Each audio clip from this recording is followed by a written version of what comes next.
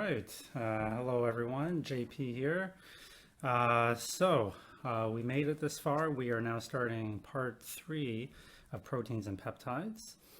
Let me just minimize this thing here. And essentially what this unit will be doing is looking at mainly, the applications of peptides and peptidomimetics and their use in the drug discovery processes. Okay, so I've divided up this unit into 5 different parts. So the first thing that we'll be looking at is something called native chemical ligation. And then the subsequent units will look at things like peptidomimetics, what those are, how do we make them. We'll look at solid phase screening, combinatorial screening. We'll look at some current research involving peptoids and peptides, and then unnatural amino acid incorporation. So 5 different units within this activity. So let's focus on native chemical ligation. Okay, so native chemical ligation, what is it? Well, before we talk about it, we first need to understand solid phase peptide synthesis, which we just talked about, which is again abbreviated as SPPS. Even though we can get really good yields, one of the issues with solid phase peptide synthesis is that it's kind of limited to the length of the peptide. So we can usually make about 40 to 50 amino acid residues. So we can make a short peptide up to about 50 amino acids. If you have, deep pockets and have a highly advanced automated synthesizer, and some of them are super efficient and they actually use microwave to help accelerate the reaction, then you can start making things that are around 75 to 80 amino acids in length. But really that is the upper limit. And one of the problems is that a lot of proteins and peptides are actually much longer than 40 or 50 amino acids in length. Sometimes they're 100 or 150, or even if you don't want to make the whole peptide, you want to have a sizable portion that you want to make. So how do we get around this? So there's a technology that was developed by Steve Kent at Chicago called native chemical ligation. And what it does is it essentially ligates 2 different peptides together. So, imagine this is peptide 1, peptide 2. The chemical technology allows you to kind of ligate and bring these 2 together like this. So let's look at the sort of the nitty-gritty of what that looks like. So imagine you have peptide 1, and let's just say this is around 40 amino acids in length. What we're going to do is we're going to create something called a thioester. Okay, so this is a C-terminal thioester, and what we're going to do is now have peptide 2, and peptide 2 is going to have at the N-terminal region a cysteine here. So that's the side chain with a thiol group, and this one will also be 40 amino acids in length.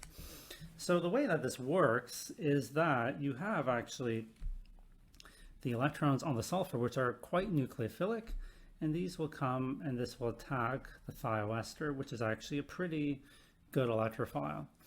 So electrons will come up and then they'll come back down, and your leaving group will be this Sr minus. Okay, so this anion will leave. This, after a proton transfer, you will now have a structure that looks like this. So you've basically gone from one thioester to another thioester. Okay, we call this trans thioesterification. And then here you have peptide 2. All right, so now you have something that's still not a native peptide because you still have this thioester.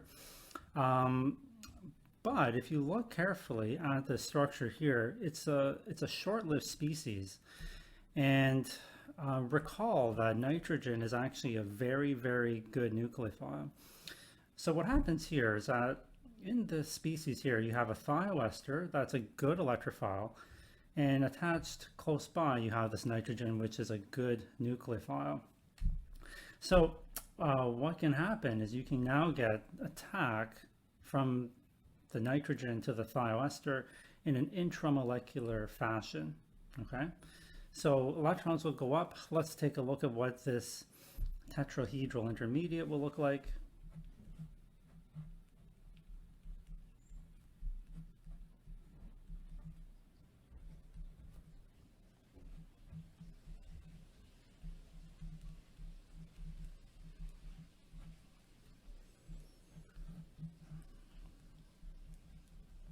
Okay, so we have now a positive nitrogen, an O minus. So what we'll do is we'll do a couple proton transfers. So you can imagine some kind of base will come, remove the protons off of that nitrogen.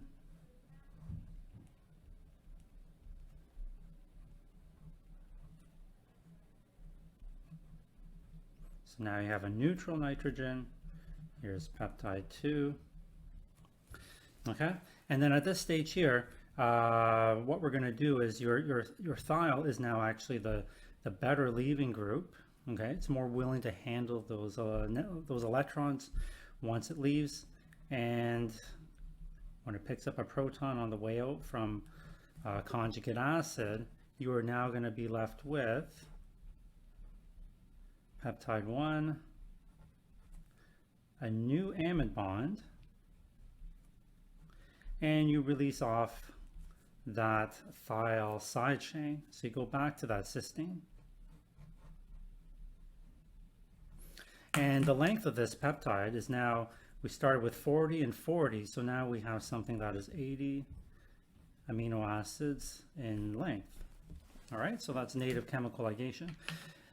Now you might ask the question, well, nitrogen is very nucleophilic, so what if you have other lysines on that peptide? Do you need to worry about those other lysines competing for this step here, where you might now get the lysine attacking here, and then you get the wrong peptide sequence? So think about that for just a second. All right, the second has passed. If you look at this intermediate here, what size ring intermediate do we have? We have a 1, 2, 3, 4, 5 membered ring intermediate. So this intramolecular product is actually quite stable and favorable, as opposed to something much further away forming a very large and potentially unstable ring. So it's actually thermodynamically favored to form a 5-membered ring. So yeah, so you don't need to worry about all the other lysines that you might have. And also just keep in mind that the first step is trans-thiosterification, so it's not going to be the amine group coming in. Sulfur is a very good nucleophile in that first step. All right, so that is native chemical ligation. All right, so in terms of sort of a flow chart, in terms of how to make a long peptide by native chemical ligation, what you want to do is, if you want to construct a large peptide, like we just did, something that's around 80 amino acids in length, the first thing you need to do is you need to make sure there's a cysteine present near the middle. It doesn't have to be exactly in the middle. The example I just did had, the cysteine right in the middle, so we ligated 40 and 40. But as long as it's somewhere in the middle, so you could do something like 30 and 50, or if you're making a shorter peptide, it could be like 30 and 10. So those are not, those cysteines don't have to be exactly in the middle. But you definitely want to make sure that it's present near the middle.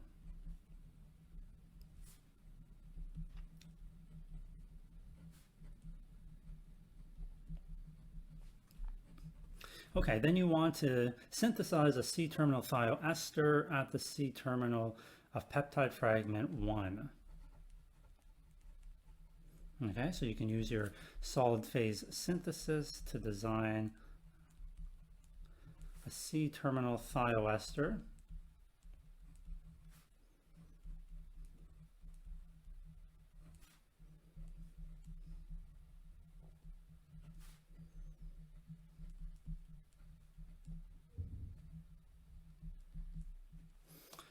And then what we'll do is we'll synthesize fragment 2 with the cysteine on the N-terminus.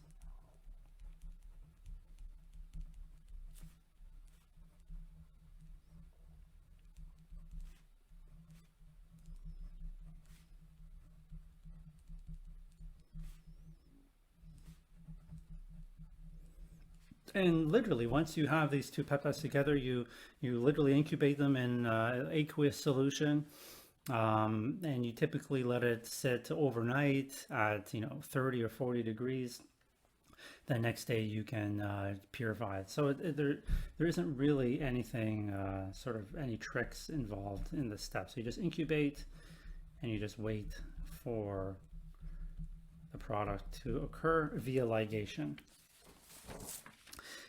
So this chemical method that I just described to you, that Steve Kent from the University of Chicago designed, was actually inspired by how enzymes actually do some of this work, splicing and enzymes. Again, before I talk about that, this is from the textbook showing the outcome. Okay, so we went through this mechanism. This first thioesterification step is fast. And then to form this amide bond is a little slower, but it's thermodynamically favorable. Okay, so advantages, we link two large peptide fragments together. So seems to be like a pretty good solution. Disadvantages, what are some disadvantages of this? So the requirement is that you have to have a cysteine near or around the middle. So the disadvantage is that while cysteine is kind of a rare amino acid, well, not super rare, but it's not in all the peptides present. So sometimes there are peptides you might want to study where there isn't a cysteine. So using this technology kind of limits maybe the number of possible peptides you can make. So the disadvantage is need to have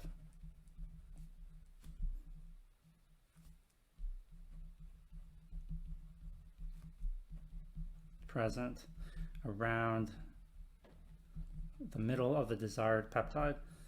Now, there is a workaround to this, so don't worry. Now, like I said, Steve Kent was inspired his chemistry based on how natural enzymes actually do this. So many of you have heard of splicing enzymes. So essentially what these are is these are enzymes that can remove certain areas from themselves in order to generate proper proteins or proper enzymes.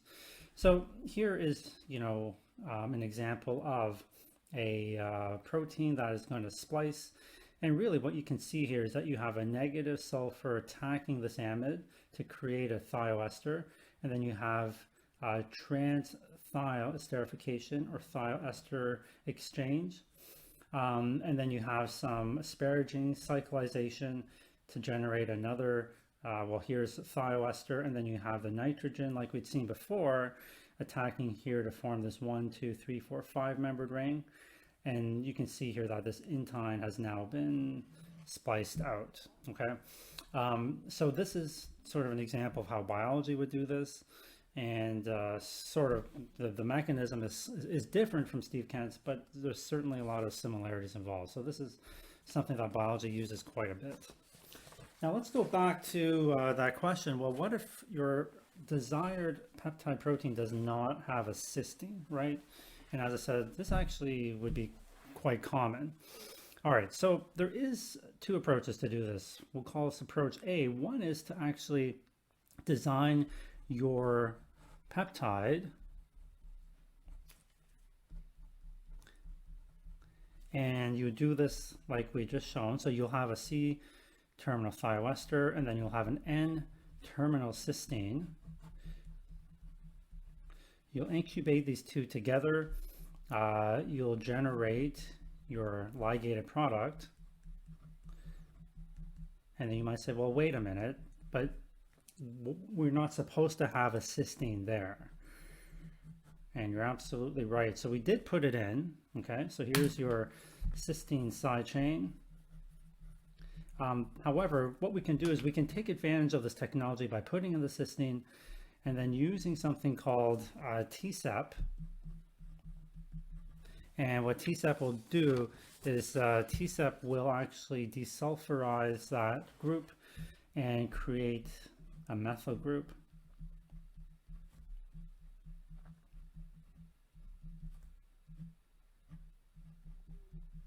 Okay, so you're literally cutting this bond here, leaving ourselves with a methyl group. And this methyl group is actually side chain for alanine. So it's sort of a workaround. So alanine is actually a very common amino acid. So if you had an alanine near the middle of a peptide and you didn't have cysteines present, then you could actually synthesize it with a cysteine and then later use Tsub to remove that. All right, so let's look at the mechanism of how Tsub actually does this. All right, so by the way, Tsub stands for tris. Well, let me draw it first.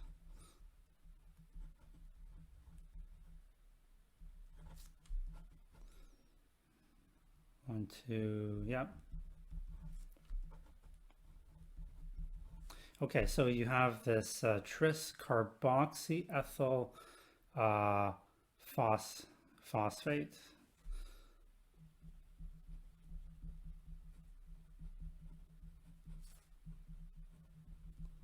Or actually we call it phosphate. So tris carboxyethyl phosphate. Okay, so that's what this group looks like. So how does it work? So it's able to take cysteines, and I want you to realize that cysteines, and you've probably heard of something called disulfide bridges, in which you have sulfur-sulfur bonds held together in a reduced form or in an oxidized form. So actually cysteines, when they become oxidized, can actually form these disulfide bridges. So there's an equilibrium between oxidized and reduced species. All right, so this goes back and forth many times through oxidation reduction, even with free cysteines. However, once in a while there also is an equilibrium between the sulfur-sulfur bond being broken homolytically to form two radicals. This is analogous to like peroxides, right? So oxygen is just above sulfur in the periodic table, and peroxides, as you know, can also form radicals quite easily. Okay, so sulfurs can also do the same. So what happens is that you can form these radicals with sulfur attached to it. And what happens is that radicals in the presence of Tsub will actually react in a particular way. And although you can blame this disulfide bridge for initially forming that radical, free radicals still don't like to be formed, and electrons are always looking for a pair. So here you see the phosphorus has two electrons actually. So the sulfur is going to go and say, hey, I'm going to form a bond with phosphorus, and please note that I'm using these fishhook arrows. Okay, so fishhook arrow denotes one electron movement, right? Compare that to a regular arrow, corresponds to two electrons. All right, so single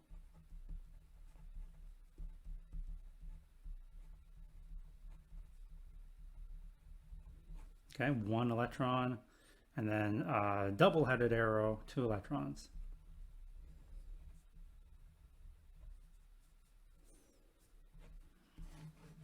Okay, so this comes together and you form a new sulfur phosphorus bond.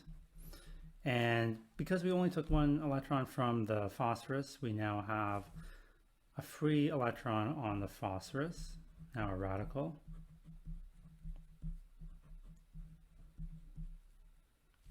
And at this stage here, what's going to happen is that this phosphorus radical is not too happy, so it's going to say, well, I'm going to want to form a double bond with sulfur. It already came here in the first place. So it's going to steal that double bond, or it's going to steal an electron from the carbon and the sulfur. And subsequently what that does is that will leave the carbon here as a free radical. So your byproduct is actually this stable species here.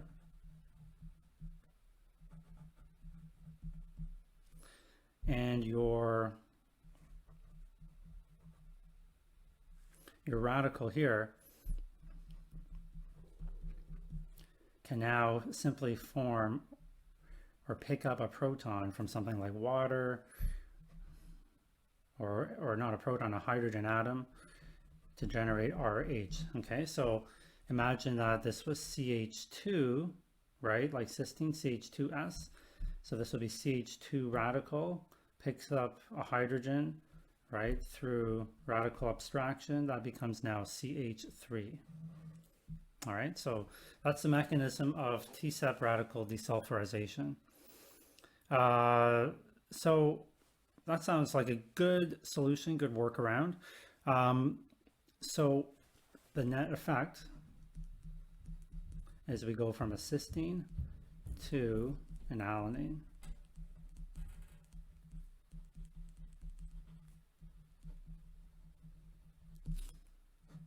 What is the restriction, do you think, of this process, or potential drawback? So, you know, if you happen to have other cysteines on the peptide, maybe not in the middle, but near the N or C terminus that are naturally present, but you couldn't use anyways because of its position. The other problem is that those other natural cysteines present in the sequence would also get reduced to alanine. So then you would actually change the structure and the sequence of the peptide, and that could have a negative consequence. So the restriction is you cannot have other natural cysteines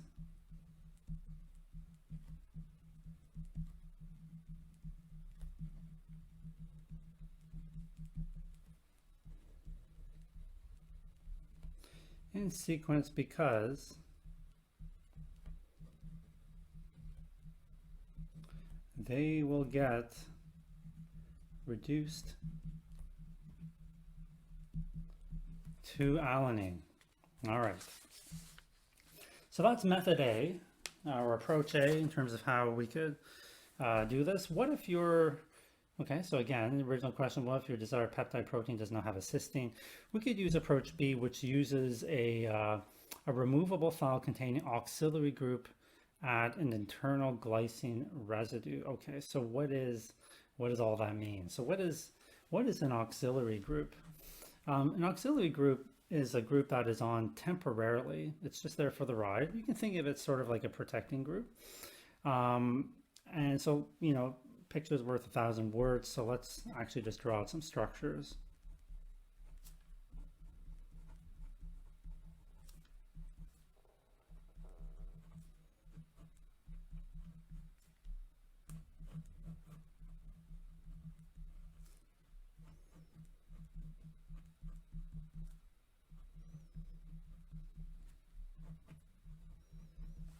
Okay, so, all right, so here you have an N-terminal group. As you can see here, this is the alpha carbon. There are no, you know, the R groups is a hydrogen, so that's glycine, okay? And then what we've done here is we've put off of the nitrogen here, this O-methoxyphenyl group, and then attached off of this central carbon here is a sulfur group, a thiol group. Okay, so without knowing anything about peptides, right? I mean, you could look at this like from second year organic chemistry, and essentially, what's going to happen is you're going to have the nitrogen come in.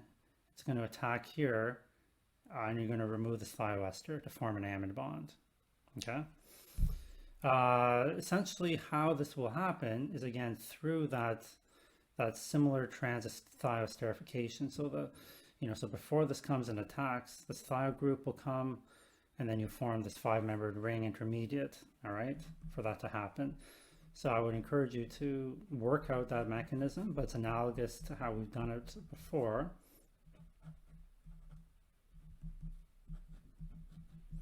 Okay, so you have this auxiliary group, right? So taking advantage of that nucleophilic sulfur at the beginning. And then at the end here, what we need to do is remove that auxiliary group. So a really good way to do that is to take an acid. Good acid to use is hydrofluoric acid, and this will actually remove this auxiliary group. And then what you will be left with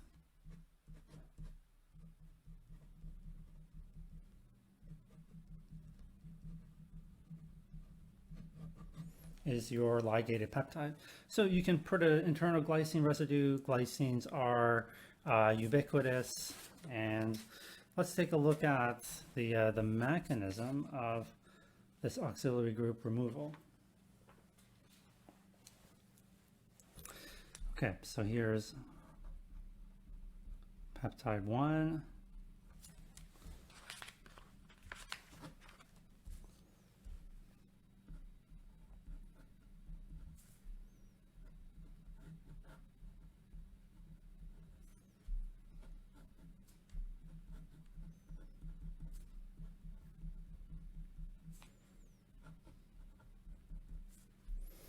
Okay, so how we're going to remove the auxiliary group, we're going to treat this with hydrofluoric acid. So HF is, I mean, it's actually not a strong acid.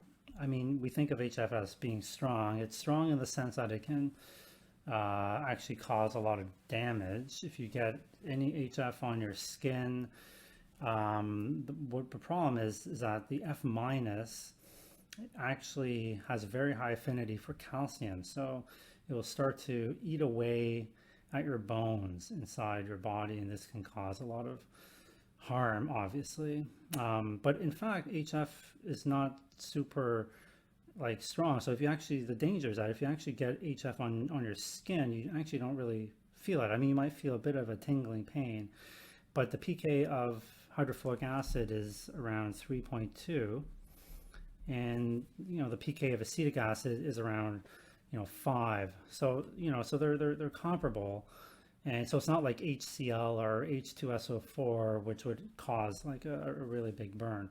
So if you ever do get HF on your skin, obviously rinse it off. You probably won't feel anything, but you do need to get something called calcium gluconate. It's a cream. And then you have to apply it immediately, and also seek treatment from the hospital, because F minus, if it accumulates in your body, it will slowly kind of chip away at your bones. So often researchers who use HF in the lab, they wear gloves, but they also have things like calcium gluconate readily available just in case there's a spill or something unexpected happens. All right, so HF comes here, and what it will do is it will donate a proton to that amide,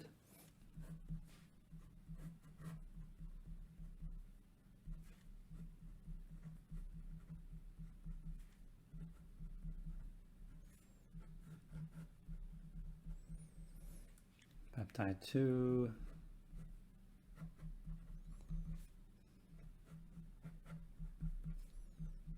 okay, so now that we've protonated this nitrogen, let's give it a positive charge. What we've now generated is actually, a good leaving group. You can think of this as a good leaving group. Okay, that's your desired peptide. And what really helps promote this are the electron donating properties of this O-methoxy group? Great electron donating group. You push electrons through the phenyl ring, and then you can remove your desired peptide. So your desired peptide doesn't have an auxiliary group attached. It's you're left with a glycine at that central position.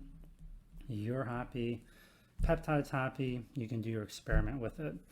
In terms of the mechanism, I just want to show you sort of what that byproduct looks like. So again, we pushed electrons through that phenyl ring. Okay, and now you have a positive OCH3. Now you might say, well, what doesn't prevent any of these groups up here to kind of come and reattack, right? Is it reversible, right? So yes, it is reversible, but what's nice about HF is that the F minus actually has sort of good high affinity. And this actually acts as like a scavenger, in which this can now attack this electrophilic carbon, push electrons back to the oxygen, and then you're left with a stable byproduct that is not going to cross-react with your desired peptide.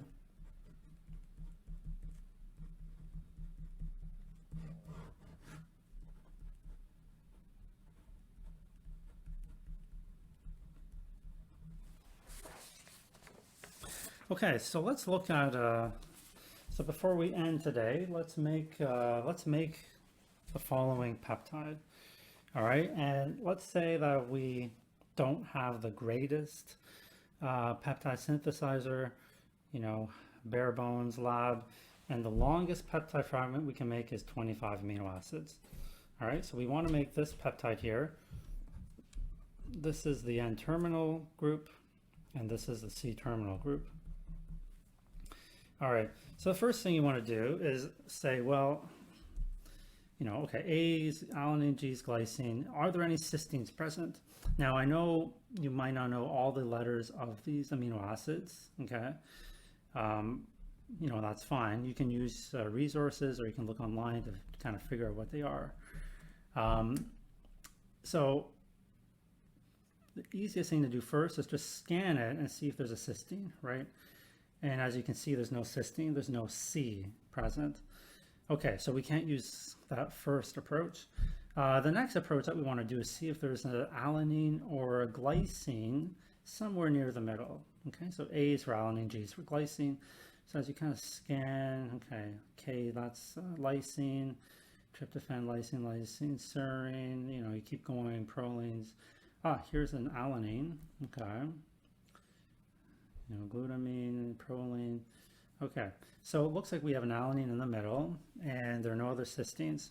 So what we're going to do is we're going to make or convert this alanine to a cysteine, ligate it using native chemical ligation, and then reduce that cysteine to an alanine.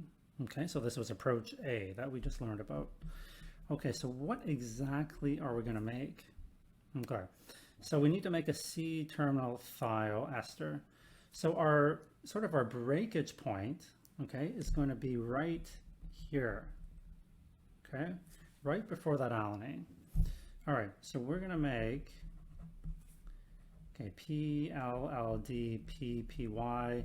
Okay, I won't draw everything, all the way up to the PPLL, PPLL, and this will be thioester. Okay, we'll call this peptide 1.